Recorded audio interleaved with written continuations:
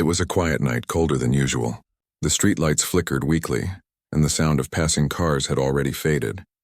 Most of the shops had closed, their signs dimmed, their doors locked. Only the distant hum of traffic and the soft rustle of wind filled the empty road. On that same road walked a man named Ethan, his hands deep in the pockets of his worn jacket. He had just finished a long day at the repair garage, fixing cars until his hands were sore and blackened by grease. The day had stretched longer than expected because he had stayed behind to finish a client's vehicle. Extra hours meant a little more pay, and every bit mattered. Ethan wasn't just working for himself. He had someone waiting for him at home, his 8-year-old daughter Lila. She was his whole world. Every decision, every sleepless night, every extra shift was for her. Since his wife had passed away a few years ago, life had changed completely. The laughter in their small home had grown quieter, but Ethan tried every day to bring it back for Lila's sake. As he walked down the road, he checked his phone. No new messages, but he saw a small picture of Lila on the screen, the two of them smiling with ice cream cones. It made him smile, too. He was tired, but thinking of her gave him strength. He turned into a side street, a shortcut that saved him 10 minutes of walking. Usually the shortcut was fine. It was a bit darker, lined with old buildings and a few broken lamps, but Ethan had used it for years. He knew the way well. As he walked, he noticed something unusual ahead. There was movement, shadows shifting, voices echoing faintly. His first instinct was to keep walking, mind his own business, and not get involved. But as he got closer, he heard it clearly. A woman's voice. It wasn't loud, but it carried fear. "Please, just leave me alone," she said, her voice trembling. Ethan stopped. His heart began to beat faster. He could now see what was happening. Two men stood near a car parked halfway on the curb. Between them was a woman, maybe in her early 30s, dressed in office clothes, a white blouse and a dark skirt. She looked frightened, clutching her handbag tightly against her chest. The men were blocking her path, speaking to her in low, threatening tones. One of them reached for her arm and she pulled back, taking a step away. Ethan felt his stomach twist. He looked around quickly and the street was empty. No one else was there. He could pretend he didn't see it and walk away. It wasn't his business. He had a child to think about. Getting involved could be dangerous. But then he thought of Lila. He imagined her walking home one day, scared and no one stopping to help. The idea made his heart ache. Without thinking twice, he stepped forward. "Hey," he called out, his voice firm but calm. "Is everything okay here?" The men turned, surprised. The taller one frowned, his tone sharp. "Mind your own business, old man." Ethan ignored him and looked at the woman. "Ma'am, are you all right?" She nodded quickly, but her eyes showed panic. "Please, I just want to go." The shorter man laughed. "See, she's fine. Now get lost." Ethan could tell she wasn't fine. His instincts, built from years of dealing with all kinds of people, told him something was wrong. He took a slow step closer. His heart was pounding, but his face stayed calm. "Listen," he said evenly. "You don't want trouble. Let her go and everyone walks away without a problem." The taller man smirked. "Or what, you gonna stop us?" Ethan didn't reply. He moved a little to the side, placing himself between the woman and the men. His posture changed. No longer just a tired mechanic, but someone who wouldn't back down. The tension thickened. The streetlight above them flickered again. The woman took a small step backward, trying to stay behind him. One of the men reached into his pocket. Ethan's muscles tightened instantly, ready for whatever might happen.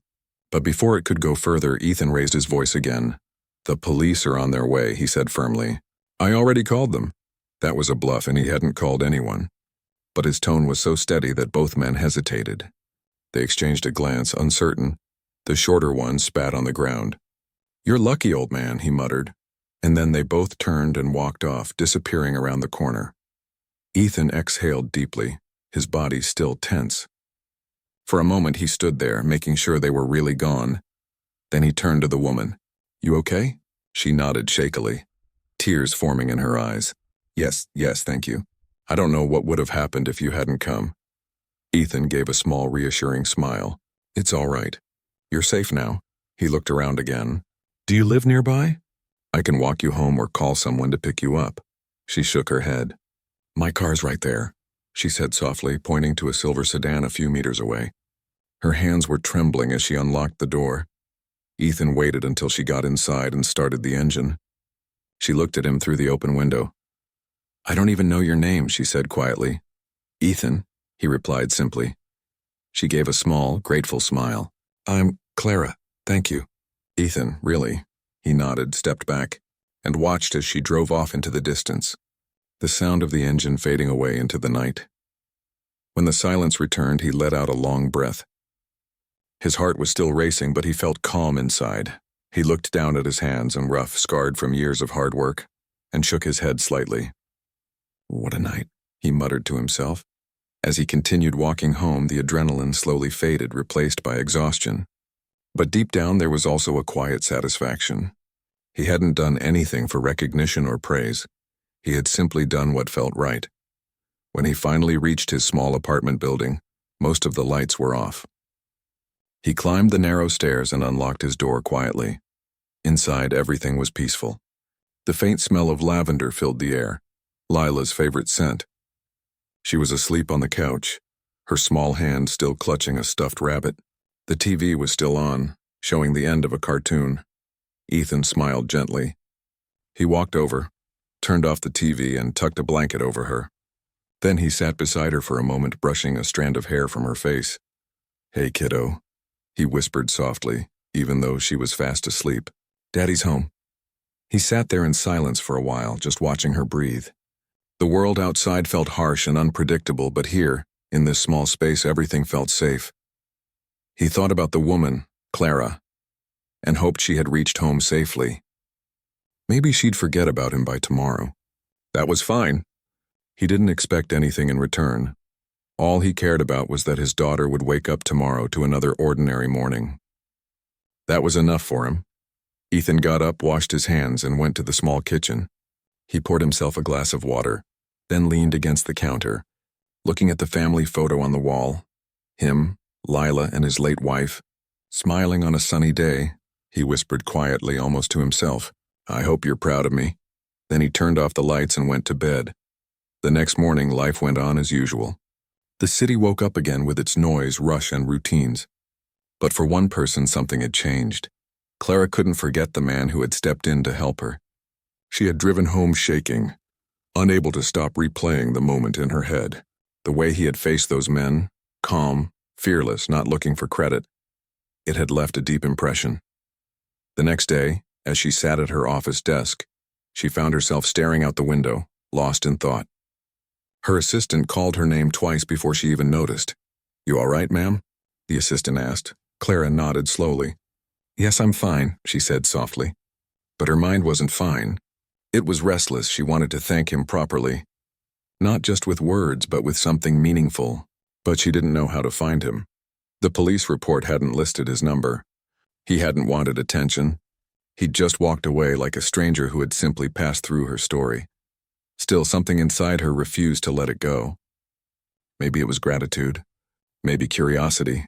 Maybe something else she couldn't explain. Yet all she knew was that she needed to see him. Again, the quiet man who had stepped out of the shadows and changed the course of her night. And while Ethan had already put the event behind him, going back to his routine of work, parenting, and long nights at the garage, fate wasn't finished with either of them yet. Because sometimes, one act of kindness doesn't just save a life, it starts a story. The morning sunlight slipped through the thin curtains of the small apartment, painting the walls with a soft, golden glow. The sound of birds outside and the smell of fresh bread from the bakery downstairs filled the air. Ethan woke up to the soft sound of his daughter's laughter from the living room. "Daddy, wake up. You're going to be late," she called out with a cheerful voice. He rubbed his eyes and smiled. Lila was already dressed in her school uniform, her backpack sitting neatly beside the couch. She had tied her hair herself, a bit messy, but she looked proud of it. I'm up," Ethan said, pretending to stretch dramatically. "Did you brush your teeth?" "Yes," she said quickly, then added, "Almost." He laughed softly. "Almost doesn't count, kiddo." As she ran to finish brushing, Ethan walked to the small kitchen and poured a cup of coffee. His body still felt heavy from the long shift last night, but his heart was lighter. He thought briefly about what happened. The woman, the dark street, the fear in her eyes. He was glad she was safe. That was enough. When Lila came out again, ready for school, he knelt and helped her fix her collar. "You look like a little officer," he said with a grin. She giggled. "Officer Lila reporting for duty."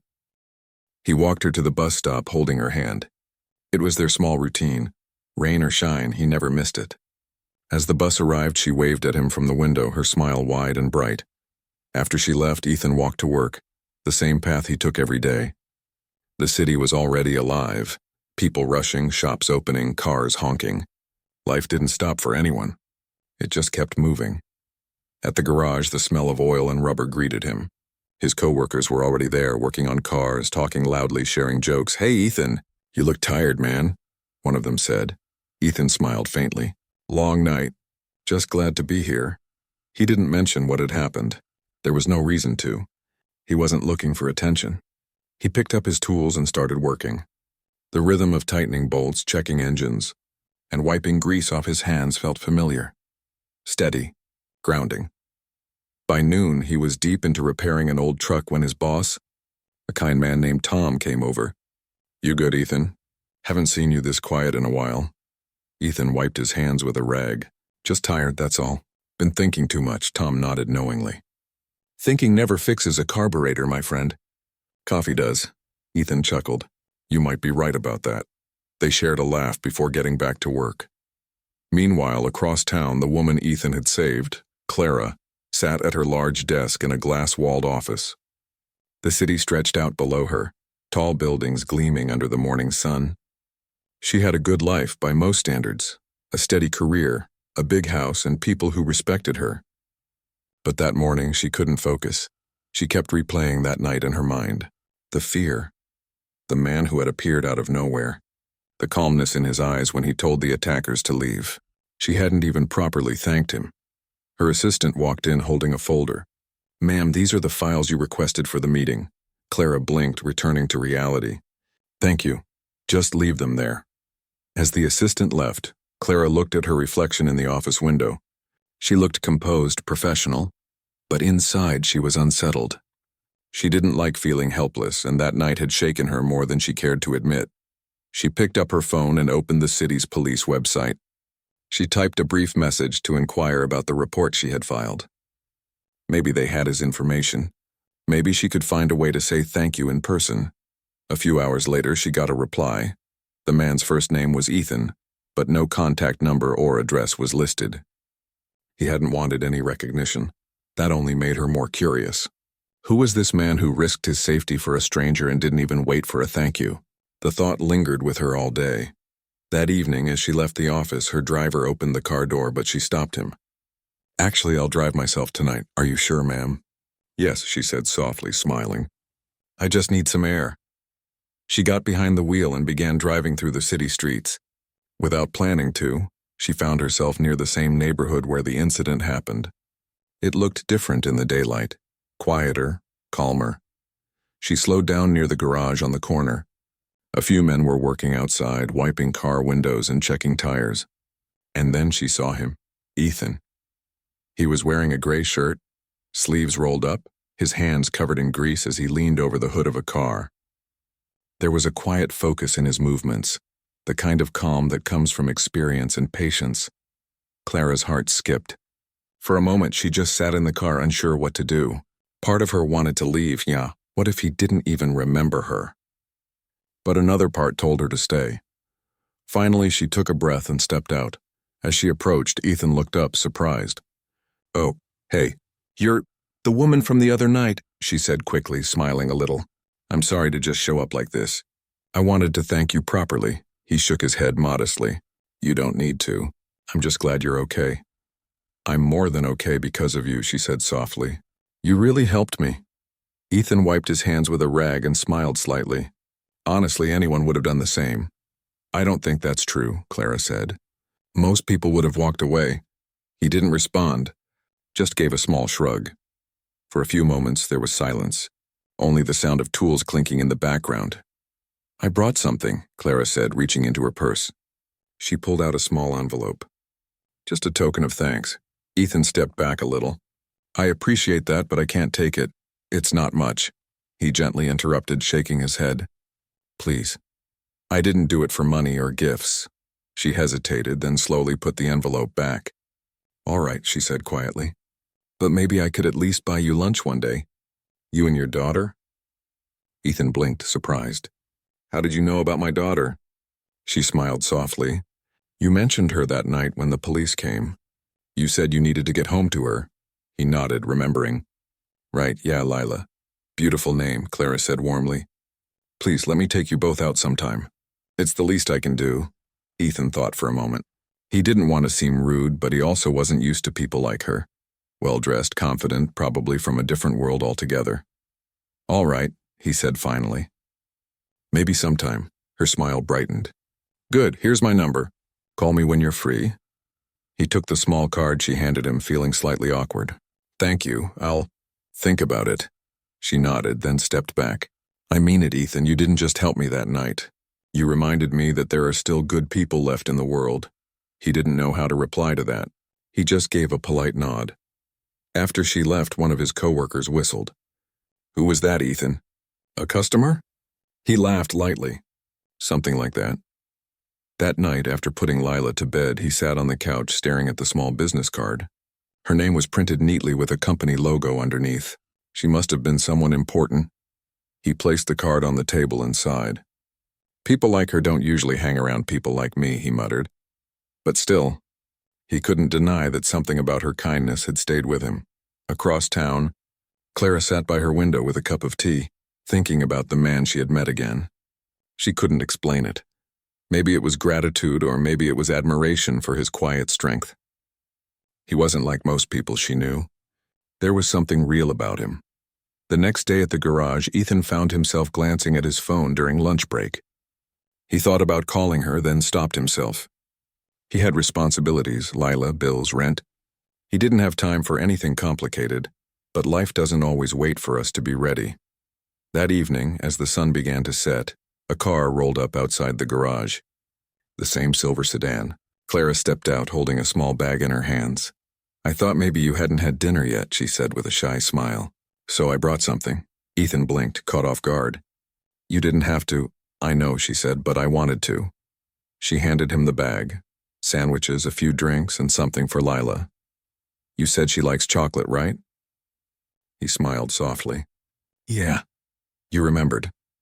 They stood there for a moment, the air between them calm and comfortable. Thank you, he said quietly. Really? You're welcome, she said. And thank you again. For that night, he nodded. Just glad it turned out all right.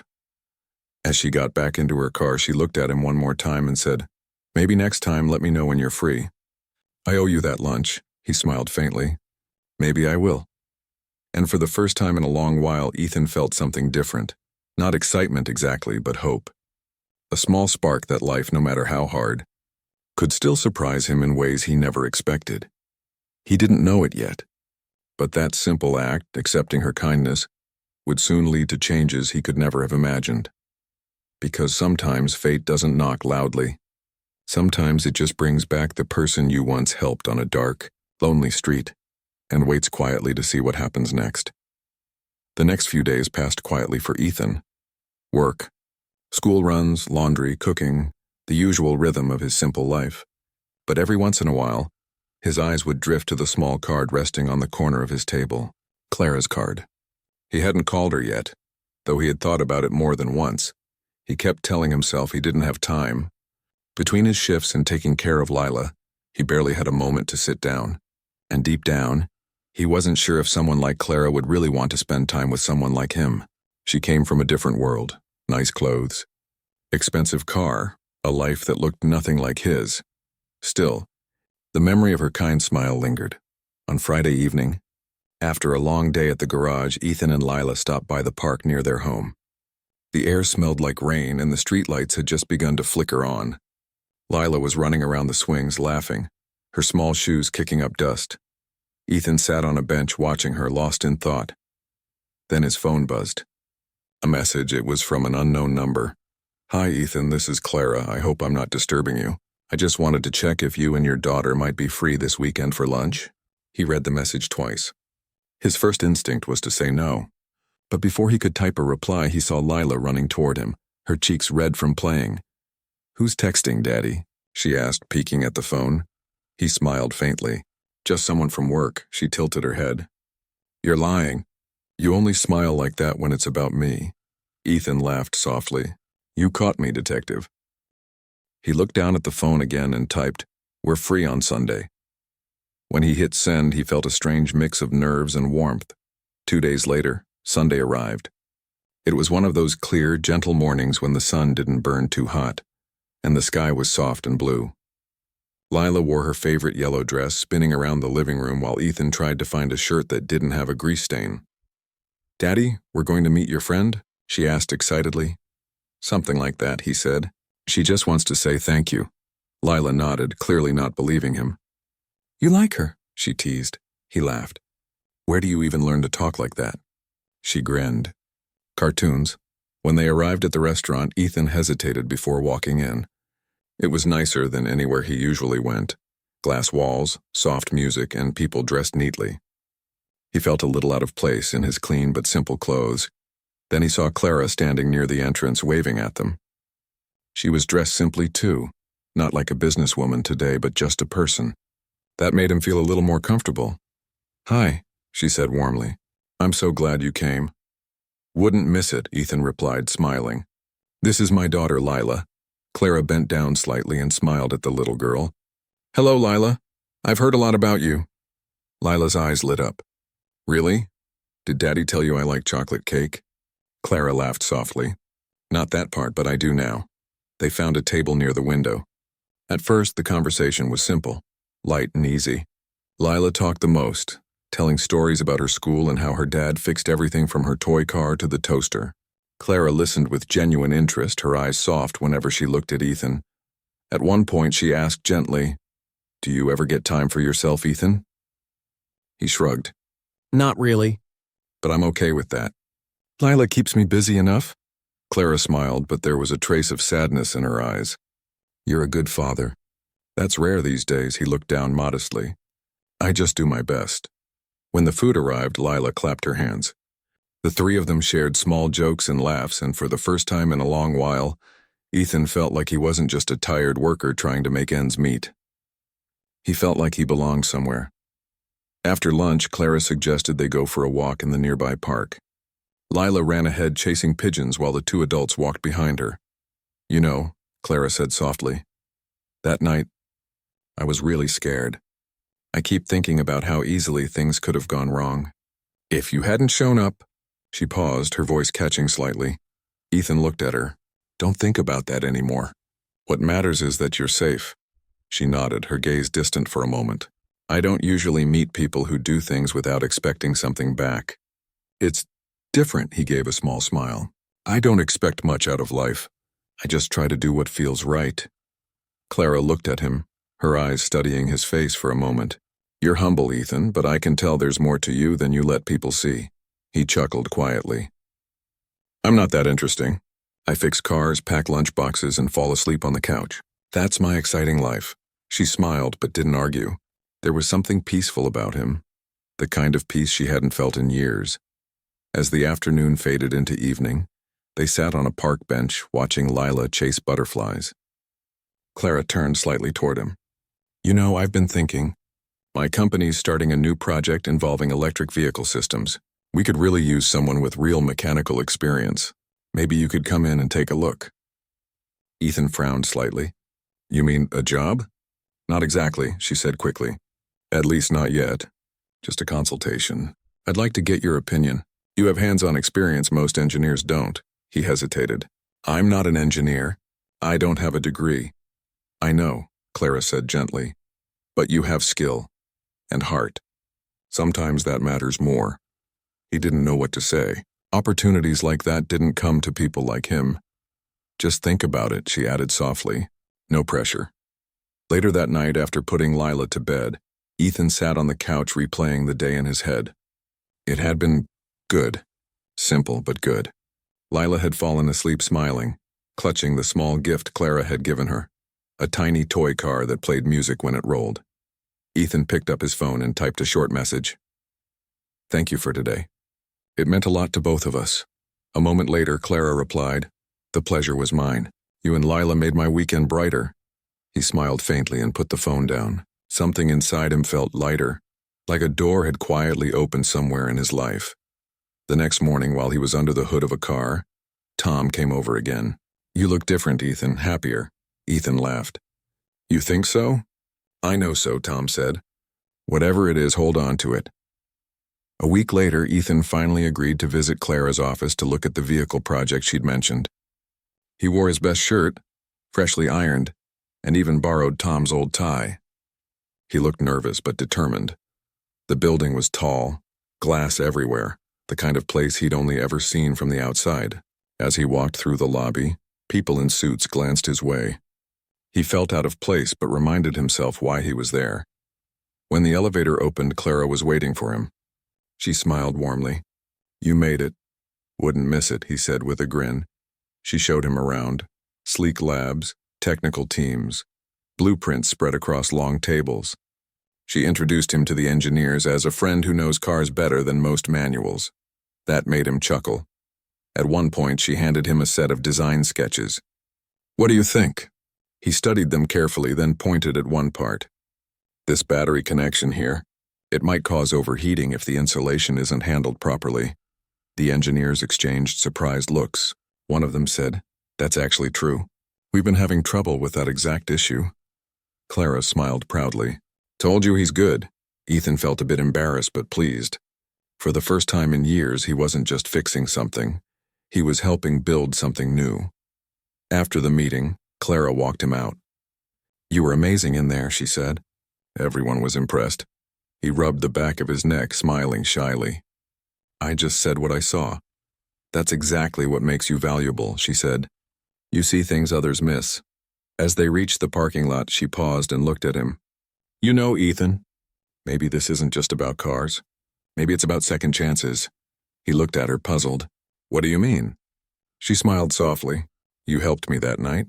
Maybe it's time someone helps you too." He didn't know what to say. His throat tightened a little. "I'm not used to people offering me chances," he said quietly. "Well," she said gently, "get used to it." They stood there for a moment, the sound of city traffic in the distance. Then Clara extended her hand. "Deal?" He looked at her hand, then took it. "Deal." As he walked home that evening, the city lights reflecting off wet pavement, Ethan felt something he hadn't felt in years, hope mixed with pride. Maybe, just maybe, things were starting to change. At home, Lila ran to him as soon as he opened the door. "Daddy, guess what? I got a gold star at school." He lifted her up, spinning her playfully. "That's my girl. Looks like both of us had a pretty good day," she giggled. "Did your friend smile at you again?" Ethan laughed, shaking his head. "You don't miss a thing, do you?" As he tucked her into bed later, he whispered, "You know what, Lila? Sometimes good people find each other when they least expect it." And as she drifted off to sleep, Ethan sat by the window looking out at the stars, wondering what tomorrow might bring.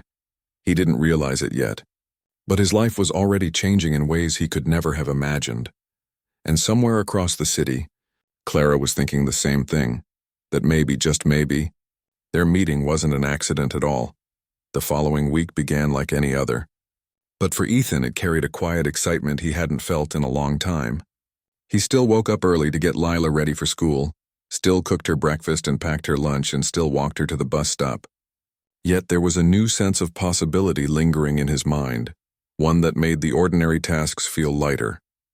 Lila noticed it first. She was perched on the edge of the couch, swinging her legs, brushing her hair, and humming a tune. "Daddy, you're smiling more than usual," she said, tilting her head. Ethan paused and looked at her, a small grin spreading across his face. "Maybe I am, kiddo," he said. "Maybe I am," she smiled knowingly. "It's that lady, isn't it?" He nearly choked on his cereal. "Lila," he said, laughing, but she just giggled. "How do you know?" "You talk about her in your sleep," she said matter-of-factly. "I hear you." He shook his head, laughing again. "All right, maybe a little." After seeing Lila off on the bus, Ethan headed to the garage.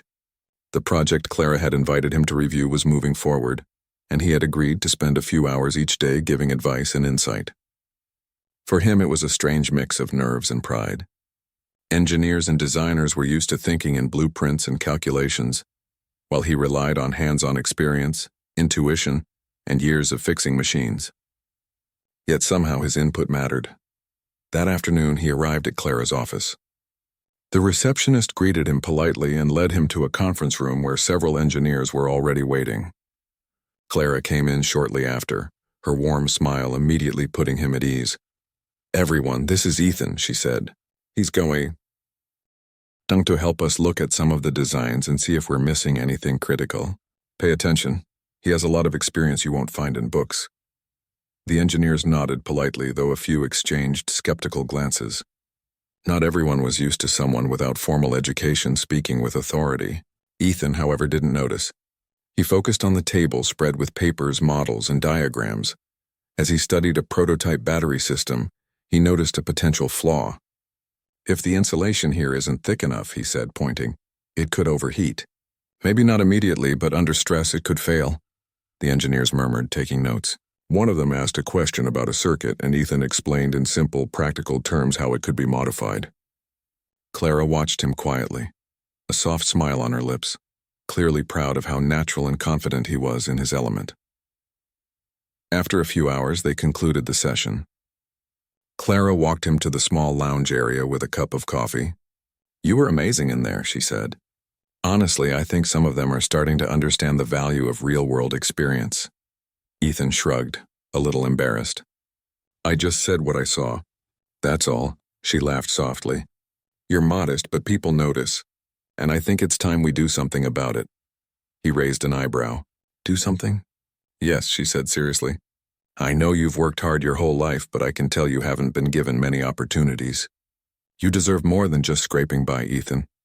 Let me help you." He looked down at his hands, thinking of Lila and the nights he stayed up worrying about bills. "I don't want anyone feeling sorry for me," he said quietly. "It's not pity," Clara said firmly. "It's recognition. You have talent and integrity. That matters." Ethan nodded slowly. "All right. I'll think about it." After work, he returned home where Lila was waiting at the window, waving excitedly. She had drawn a picture for him. A little car with a big sun above it and two stick figures inside, one small and one tall. He hugged her tightly. "This is beautiful, kiddo. I love it." "Daddy," she said seriously. "Are you going to go help that lady again tomorrow?" Ethan smiled. "Yes, I'm going to help her." Her eyes lit up. "Good. But promise me you'll come home on time too." "I promise," he said, ruffling her hair. That evening, Ethan thought about Clara and the project.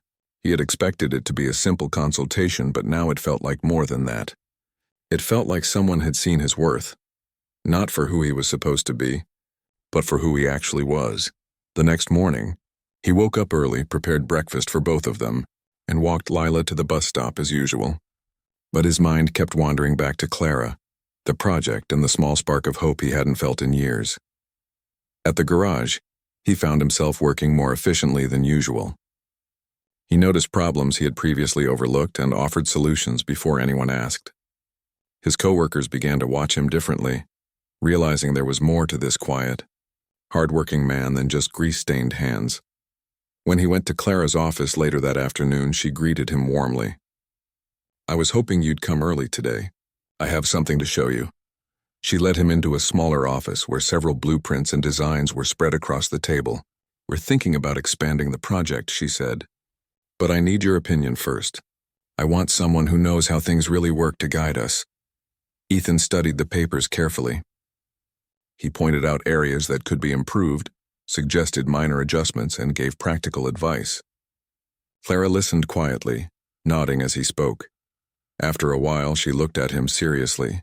"Ethan, I know you've been raising Lila on your own. I can see how hard it's been for you. I don't want this project to just be a task. I want it to be an opportunity for you. How would you feel about joining us full-time?" Ethan froze for a moment. Full-time? That was a big step. He had never imagined himself in a corporate office wearing a suit instead of a grease-stained shirt. He looked down, thinking about Lila, about bills, about the life he had built alone. I don't know," he said finally. "I've never worked in a place like this before. I'm not sure I'd fit in." Clara placed a reassuring hand on his arm. "You'll fit in because you bring something no one else does. Honesty, experience, and heart. That's worth more than any degree or fancy title. He nodded slowly, feeling a warmth he hadn't felt in a long time. Maybe she was right. Maybe this was a chance he had been waiting for without realizing it. After the meeting, Clara invited him and Lila to lunch again. Lila's excitement was contagious, and as they walked through the park, Ethan noticed how easily she talked to Clara, how comfortable she made them feel. "You're really nice," Lila said. "Daddy says so too," Clara smiled. "Thank you, Lila, that means a lot." They spent the afternoon laughing, sharing stories, and enjoying each other's company. For Ethan, it was more than just a simple lunch. It was a moment of normalcy, of connection, and of hope. That evening, as Ethan put Lila to bed, he felt a quiet sense of peace. He thought about the future. Uncertain, yes, but full of possibilities. And as he sat by the window looking at the stars, he realized something. Life had a way of bringing people together in unexpected ways. One small act of courage, one moment of kindness, could change everything. He didn't know exactly what the future held, but for the first time in a long while, he wasn't afraid to find out. Because he had Clara's trust, Lila's love, and his own courage to guide him, and that was enough.